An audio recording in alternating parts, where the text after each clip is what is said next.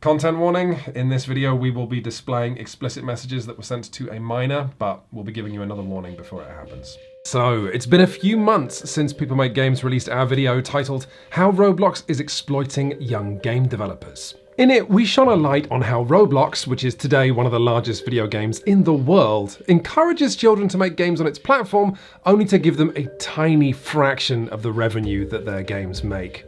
We had concerns about the extent to which Roblox is a system that predates on child creativity, and overwhelmingly, you folks shared those concerns. With game developers the world over reacting with shock and anger at how Roblox was treating its creators.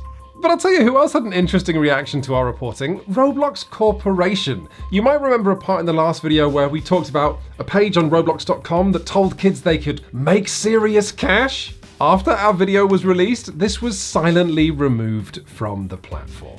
But this was just an appetizer of what was to come. As a result of the first video blowing up, we had a lot of members of the Roblox community reach out to us because they felt we'd only just scratched the surface, and they wanted to tell us about other huge and unfair problems with the platform that they felt were going unreported. And that's what this video is. This is us reporting our findings from the interviews we conducted with those people. So with this in mind, we reached out to Roblox again. You see, when we were researching the first video, we emailed them asking for an interview or comment, and they did not respond. But with 500,000 views in our pocket, we reached out to Roblox to say that we were working on a follow-up, and this time, Roblox's new Senior Director of Corporate Communications and Public Affairs offered to speak to us on the phone to see if we could arrange an interview. Spoiler, we did not succeed at arranging a straight interview. However, during that call, Roblox told us that our first video contained a number of errors, going as far as to suggest that we take our video off YouTube. Now, we asked Roblox again and again what these errors were, and we never once got a straight answer. The closest we got was Roblox sending us to a link to a blog post from somebody with the online handle EcoScratcher, asking us, do you plan on editing or removing the video based on some of the things the author raises? But this post immediately misquotes us, it misinterprets our argument. The original draft of it got my name wrong. In the description of this video, you will find a link to EcoScratcher's post, as well as a link to an unlisted video that we made going point by point explaining why we don't think any of it undermines our reporting. Our team was, and still is, amazed that Roblox Corporation, a company valued in the tens of billions of dollars, chose to lean on a post like this in order to pressure us to take down our reporting. Because that's what this is, by the way. So no, People Make Games has not taken down our original video, but we have made this one instead. This video is divided into 4 parts. Part 1, Roblox's unregulated managers. Part 2, moderation and child safety. Part 3, did you know there's an entire stock market baked into this game's official store in which children are encouraged to gamble real money? Seriously, how have people not reported on this yet? Come to think of it, how did we miss it in the first video? And part 4, Roblox's black markets. So, let's start with the fact that as Roblox has gotten more popular in recent years, it's developed a new safety issue that runs totally contrary to the platform's core idea of letting kids safely just make games for other kids. I have no idea how you fix this, by the way. It seems completely disastrous. So back in the day, Roblox's central proposition was straightforward. Individual kids could play around with tools and make games for other kids and maybe make money. But as Roblox has gotten more players, at the time of this video, it has 47.3 million users every day, the most popular games on the platform have been making more and more money.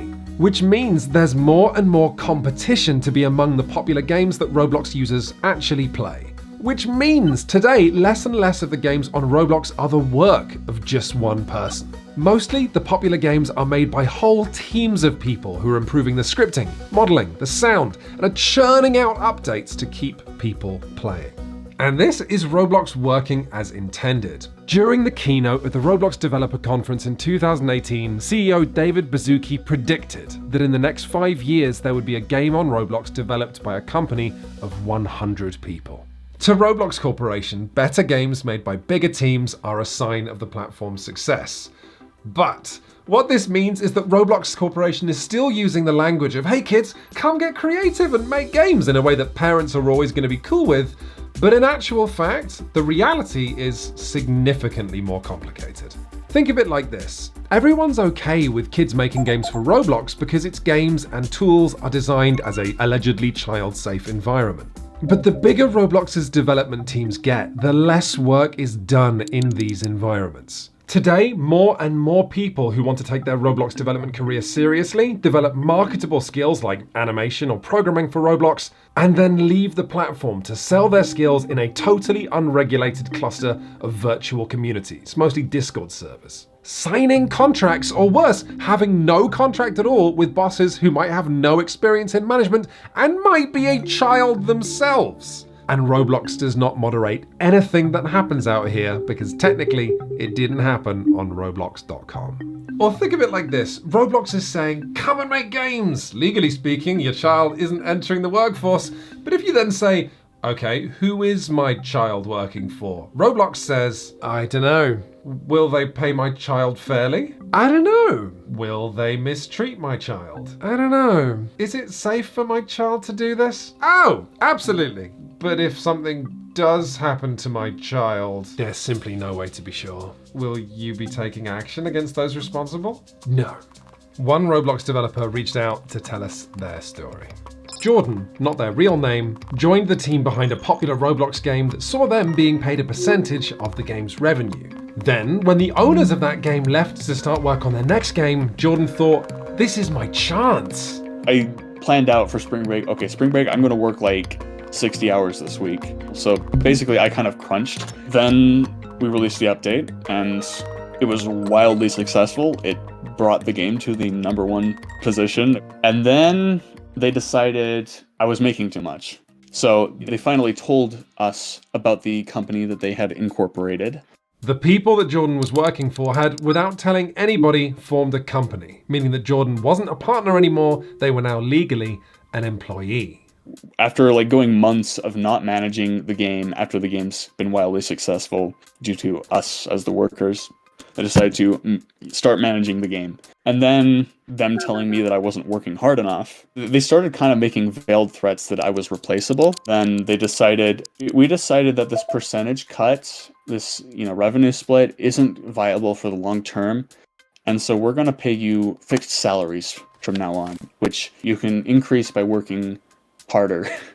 So did Jordan then fight for better treatment or try and warn other people about these bosses? No.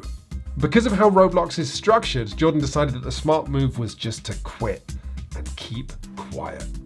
Frankly, there's like a culture in Roblox against speaking out. It's just like reputation and like job security in the future. Because like in Roblox, if you have a bad reputation with the community, you're going to have a harder time getting job offers or even offering people jobs. Jordan's situation is sad, but not in any way surprising. The way that Roblox is structured, individual users can take unilateral control over games and the revenue that those games bring in, and Roblox has set up no obvious outreach program for developer abuse. In fact, talking about what your boss did to you on the official Roblox developer forums falls under the category of harassment. And since there's no platform for Roblox developers to talk about this stuff, it's impossible to know how common these shady business practices are. Now, while we weren't able to arrange a straight interview with Roblox, they did tell us that they were happy to go through a normal question and answer process and provide statements. So we emailed them a list of 13 questions relating to all the areas that we're covering in this video, and Roblox replied, "It is clear to us from the nature of the questions that they are not from a place of objective inquiry, and therefore, rather than address them individually, we think it's important that we take a step back and present the fuller picture when it comes to our approach to moderation and the creator community." And that was followed by 6 bullet points that we'll be reading as appropriate. But here's the headlines. We asked Roblox, many of Roblox's young developers are working under other young developers with no oversight. What options does a Roblox developer have if they experience exploitation or unfair treatment working for another Roblox developer? And what tools have you provided Roblox users to know if they are being exploited by the people they're working with? Roblox chose not to answer those questions. Instead, they sent us this statement. Roblox takes reports of abuse very seriously, and where a violation of our standards is found, we take action on our platform against the accused. I'm not sure how much comfort that's going to bring to Jordan, but let's move on to part 2.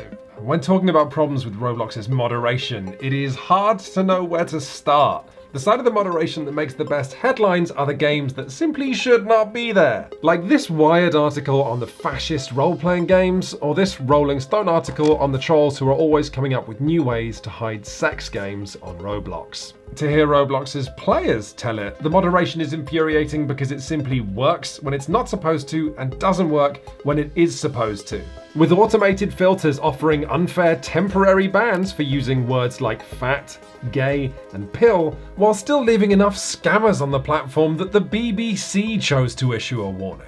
To hear Roblox developers tell it? Well, we actually have a story about moderation from a Roblox developer coming up later in this video. For now, we're going to tell just one story, and again, it relates to how Roblox's community has long since outgrown Roblox.com with its questionable moderation, and today often has no moderation at all. The official Roblox forums, not the developer forums, were shut down in 2017 with Roblox explaining that they didn't feel they could create a, quote, constructive and positive environment. The Roblox wiki adds this. It is commonly believed that the shutdown was the direct result of a YouTuber known as IsoToxic raiding the forums just a day earlier, along with the infamous post by Jared Pogi 123Kaber on October 1st of that year, which linked to an illegal child sexual abuse site. So to clarify, because Roblox couldn't make their forum safe, they decided to instead shut the whole thing down. Today, the Roblox community is found on Discord, YouTube, Twitter. Even the Roblox developer forums are very, very quiet when compared to all of the unofficial Roblox developer Discord servers. So today, Roblox sees kids and celebrity developers mingling, and Roblox saying, if it didn't happen on Roblox.com, it's not our responsibility. Now, rather than explain why this is a problem, instead we're going to report on one young girl's experience. So, after this channel's last video on Roblox, a number of concerned parties got in touch with us to see if we could force Roblox to act regarding a Roblox developer with a few nicknames, including Dr. Rofatnik and Jaden Shedletsky. The person you're about to hear speak is Sarah, not her real name. When Sarah first met Doc in a Discord server, Doc was 24 and he knew that Sarah was 12. When I had first met him, he had mentioned his Roblox fan game, and I was like, hey, I like Roblox too. He was making a Roblox Sonic fan game, two things that had caught my interest at the time. So I asked him about it. Next thing I know, I get like 5 pings, and he sends me a bunch of GIFs of it. He's sending me progress of it already. He was the one who started taking the inappropriate jokes into DMs first. He kept encouraging it, saying that it was okay to make these jokes. It's not illegal, it's not breaking any laws, even though it was literally sexting. It got to ERP level at one point. This flirtation continued for a few months, but Sarah made friends within these games' communities, and so hung around for years, with Doc continuing to act controllingly and inappropriately. It wasn't until 2020 that Sarah's friends were able to convince her that this behavior was not okay, and helped her to come forward with evidence of Doc's behavior. However, as anyone who's been following the Me Too movement will know, coming forward like this often has devastating consequences for the victim. It was relieving somewhat, but at the same time, because I wanted to do something about Doc for a long time. Then, a little after that, it was really anxiety-inducing seeing everybody start to formulate arguments. And then, the first, real bad thing that happened to me personally was when I randomly got pinged by somebody who actually does work for SEO. And fun fact, when he was 11 years old and he pretended to be a girl, Doc had also flirted with him before me. And he was just like, dude, what the f***'s your problem? Doc rejects you. And now you turned right around and tried ruining his life for attention. And I was like, what the f*** are you talking about? Doc released a video denying the allegations, going as far as including this audio of the developer still working under him, defending his character. The DMs that were exchanged between Jaden and the victims were not okay, but Jaden is by no means a pedophile. He understands the clear dividing line between jokes and serious, harmful actions against others. I'm just saying, what he did was extremely wrong, and I agree with you all with that, but he's not a f***ing pedophile. And this is Doc speaking. So let me start by apologizing for the things I've said. I know I shouldn't have said those things regardless of the context. Moving forward, I will not have this behavior. While I will not defend myself for the things I said explicitly, I will protect myself from the blatant attempt at character assassination.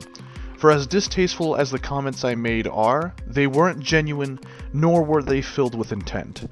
I did actually self-harm after the response video came out. I mean, I thought my reputation was destroyed now, you know? Well, anyone who had any involvement in SEO is going to see this. Now, after Sarah and her friends came forward with evidence of Doc's behaviour, Roblox did delete Doc's personal account. However, this in no way removes this accused abuser from the platform or stops his income. Before Doc's account was deleted, he transferred ownership of his Sonic games to an account created specifically to hold them. According to Sarah's friends, they have asked Roblox to do something about this by using the moderation tools, emailing Roblox, asking Roblox's moderators on social media, and even delivering a handwritten note to Roblox headquarters, and the games are still there. While working on this piece, we were sent a 40-minute video of Roblox community members harassing a developer who has since left the development team. Yeah, because you're stupid and you work with a pedophile and he pays you. Of course you're gonna disagree. I don't really care for the money, that honestly. It's more of a convenience. It's quite something, this video. You're watching a mob of people harangue a young developer for working for an alleged abuser because they feel there's no way they're going to get a response from Roblox. We sent Roblox the following questions. After banning the creator of the game Sonic Simulator from Roblox.com, does Roblox still intend to leave the games on the platform generating revenue for the creator? And if someone is banned from Roblox, what safeguards are in place to stop them from making a new account and continuing their behavior? Included in the bullet points Roblox sent us were these responses. We have a large, expertly trained team with thousands of members dedicated to protecting our users and monitoring 24/7 for inappropriate content, and developers removed from our platform for policy violations also lose access to monetizing. That's not true! That's what all of these people are trying to tell them again and again. Doc is still publicly leading the development of his Sonic games, as this recent update video from him proves. Doc's ban did nothing. He's still making money for Roblox and paying developers to come and work under him. Hello everyone, Chris here with a quick addition to this video, as Quinns was actually away when this part came through. So we also got in contact with Doc to give them an opportunity to comment on what we've just shown you, and here is his response. Now you can pause the video and read through the message in full if you'd like to, but perhaps most importantly, he tells us that the messages that were originally released by Sarah and two others who came forwards in 2020, some of which you've seen recreated in this video, were taken out of context. Although later on, he does also refer to his interactions as having been immature, problematic, and unacceptable. He also claims that those messages were not the reason he was even banned from Roblox in the first place, and in a follow-up told us that another one of his accounts was banned for something which led to several accounts being banned in one go, including his main one, but he didn't wish to explain what that ban was actually for. And finally, in relation to his role on the Sonic Eclipse online team, he says, SEO follows my original vision, but that vision has been entrusted to other people to execute the blueprint. If any staff members ask me specifically about that project, I will answer them. Which makes it sound like he's, what, an advisor? An external consultant? You're probably asking, what's up with the rest of SEO? Where is it at? Well, we've been making some stellar progress as of right now, and we actually have a bunch of things But if we look at this video published on his channel in April of this year, you'll have heard Doc talking about his big plans for the game and his team, including this bit. We're an 11-member team steadily regaining our footing. That's Doc's avatar at the top there with the words owner, director, programmer, and animator next to it, which again raises the question, has Doc's role and influence changed in any meaningful way since Roblox was first alerted to the sexual messages he sent to a 12-year-old girl? The fact that these messages happened on Discord should not justify Roblox remaining silent. In any other workplace, if someone was accused of harassment, for example, whether that was through Slack or GChat or personal DMs or whatever form, it's still a responsibility of that company to take things seriously. And again, it's worth pointing out here that we've asked Roblox about Doc continuing to earn an income on their platform, and they chose not to answer that question directly.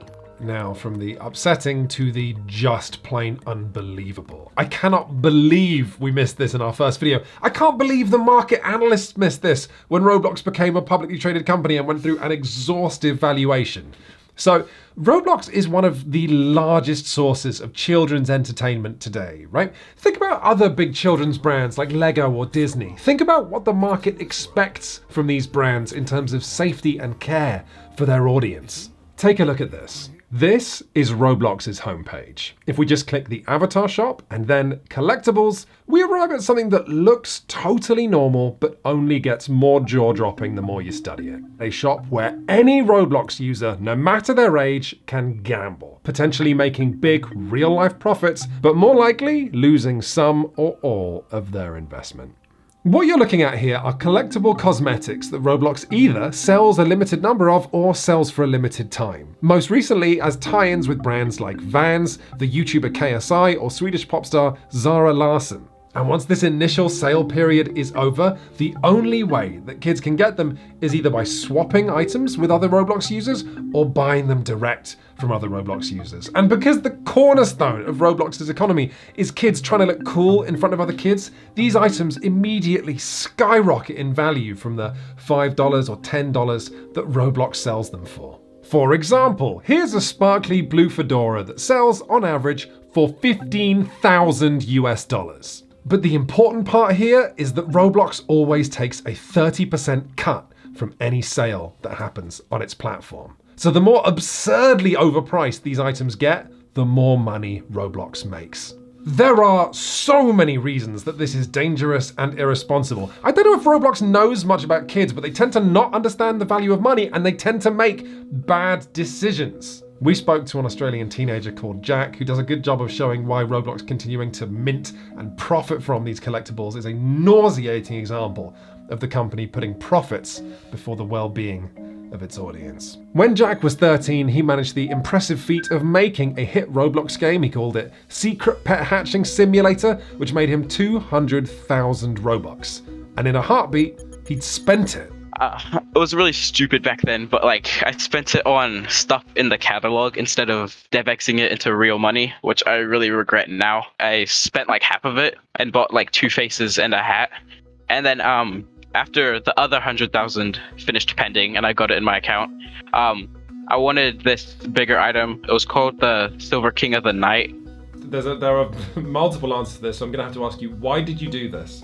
Honestly, like, because I'd been playing the game for like 4 years at that point, and like I'd always been like looking in the catalog, always wanting those items, and like, you know, just finally being able to afford them. My mind just told me to go for it, you know? Worse, buying these items pushed Jack below the 100,000 Robux minimum withdrawal amount, so Jack had just gone from receiving a paycheck of almost 1,000 Australian dollars from Roblox to having a paycheck of $0. What would you have done with that money if you had it? With that money, I think I would have kept like 300 in savings just for later life, and I would have spent the other 550 probably to upgrade my setup and buy a new mouse and keyboard and stuff. Okay, you would have upgraded your hardware that would have been useful, I would say, for a young game developer. Yep. Why is Roblox selling to children items that cost like hundreds of Australian dollars? Yeah, it's pretty mind-boggling. Like, I would never spend that much money in real life.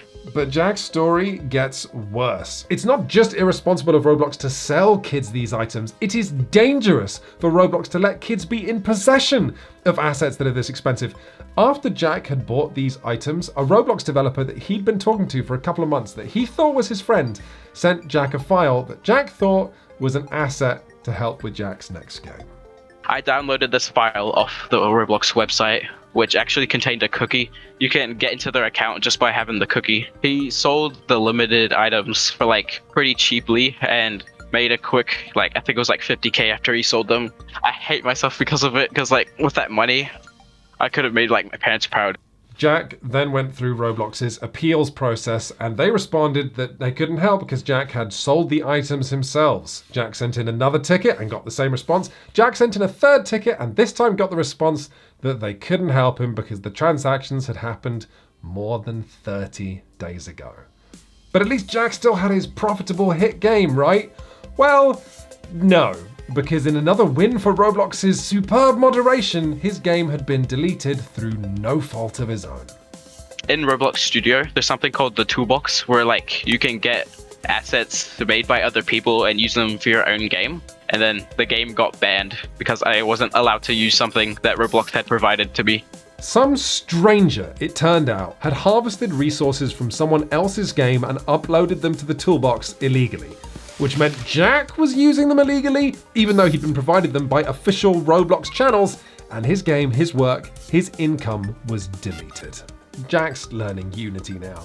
But all of this selling collectibles to kids, is actually only half of what makes the collectibles market so disturbing.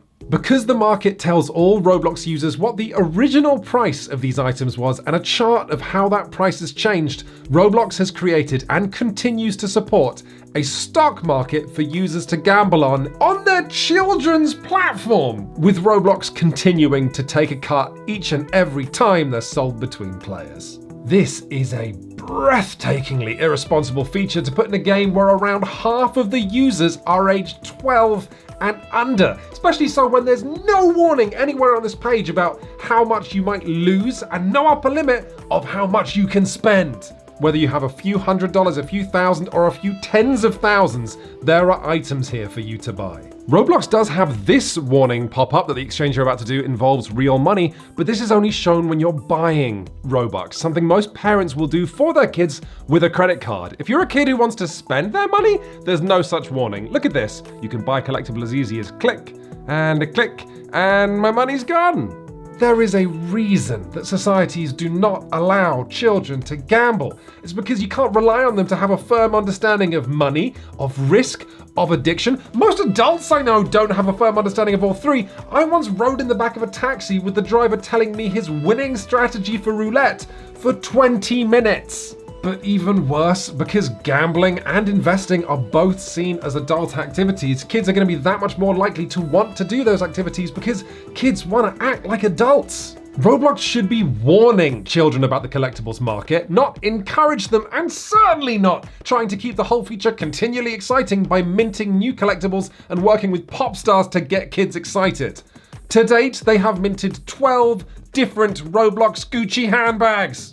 And just as a point of reference, actual adult stock market trading apps are required by law to issue a warning that you can lose as well as make money. People Make Games was contacted by one source who made a lot of money trading these collectible items and today works in venture capital. He was only willing to speak to us on condition of total anonymity, which is why his quotes are going to be read by my colleague, Chris Bratt. Ultimately, what they've made here is something that lets kids trade extremely valuable, non-fungible tokens. And they can't actually do that because of the nightmare of regulations they would have to navigate. Even the currency of Robux right now, the legality of that is really questionable. We asked Roblox, with regards to the collectibles store, does Roblox consider it responsible to market items costing tens of thousands of dollars to children? And does Roblox consider it responsible to display statistics such as a price chart and original price for collectibles, implying that children can make money buying such items? Roblox did not respond, although in response to a different question, they did tell us that parents can set spending limits on Roblox, but judging by the amount of headlines around the world of kids running up outrageous bills accidentally, you've got to wonder if this is a setting that should be switched on by default. But also, spending limits that parents can turn on is hardly a bulletproof solution when users on Roblox can make money themselves without involving their parents at any point. And this brings us on to part 4. This is R talking. So for almost a decade, there's been a black market on Roblox. It's been an important part of the economy for at least 10 years, and no one's really talked about it because the only ones in the know are the ones participating in it. The black market that R was talking about there includes websites like oprewards.io, rbx.place. So, what do any of these websites do? Well, you know how if you're selling one of these expensive collectible items on Roblox, Roblox will take 30% of the sales price? And do you remember how Roblox buys your Robux at just a horrible rate so you don't get much actual cash for the Robux you sell? These websites connect Roblox users who want to buy or sell collectibles and Roblox users who want to buy or sell their Robux. So, if you're a kid who wants a Roblox Gucci handbag for cheap, you can buy it straight from a seller.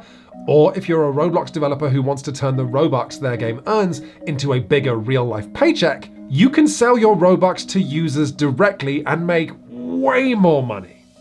This hasn't been talked about for various reasons. Obviously, if Roblox is going public on the stock market, then it's not the greatest look for them if there's been this underground black market of kids buying and selling from each other.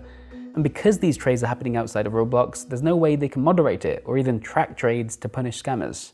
But also, let's be clear, as anyone who has tried pirating anything ever will know, illegal websites are not safe places for kids to end up. There's malware, credit card phishing, scams, hidden fees. These websites will make kids watch videos or fill out forms, to say nothing of the fact that kids have to get legally creative when it comes to how to put their money into these sites. Now, it is in no way surprising that these websites exist. What is surprising is how many of them there are and how the most popular ones have been up and running for years. That makes no sense when they completely undermine Roblox's business model, and the reason R said that they're still alive is that they are now fundamental to Roblox's economy. Everybody is using these sites from top game developers down. Of course, people who get caught doing it, their accounts are banned, so Roblox has to somewhat enforce it. But at the same time, most people turn to that because DevEx, the term for officially converting Robux to real-world money, is kind of a gamble in the first place. Because if you have limitations or bans or anything like that, or if you're not a community member in good standing, you might not be able to DevEx. Roblox can't crack down on it because they just get backlash, so they turn a blind eye to it. We encourage our users to keep their interactions and communications on the platform where we are able to monitor and intervene. Often, scams and other abuses happen off the platform on other sites. This is why it is expressly against our policies to direct users off-site.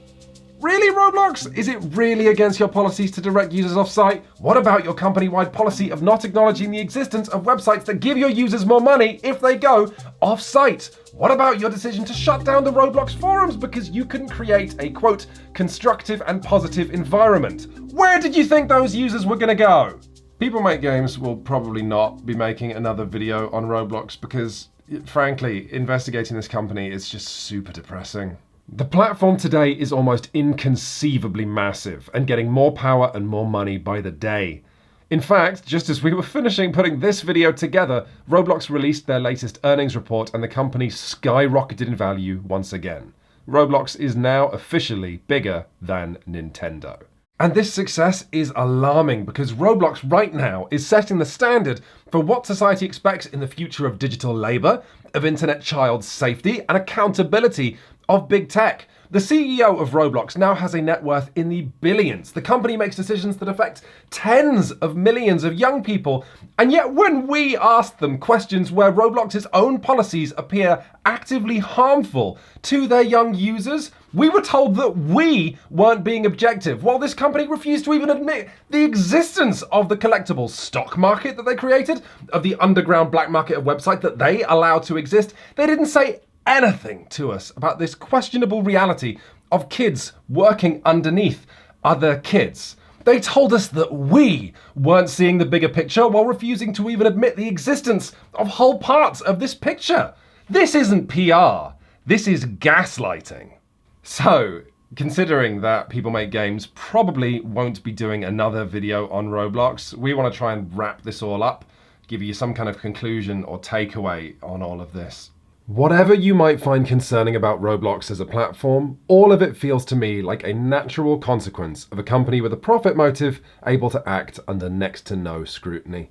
I'm a journalist of technology and games, and it took me months to unpick how Roblox operates, and that was only with the help of dozens of Roblox users explaining things to me. What hope do most parents and politicians have of understanding exactly what their kids are doing on Roblox, or with who? Or the many and varied ways that Roblox Corporation is profiting from them. And I don't think Roblox has any inclination to help parents and politicians understand exactly how their business works, because right now Roblox is making money hand over fist, and they're not going to want to do anything that gets in the way of that, no matter how many young people shout that this is not a platform that values their well-being.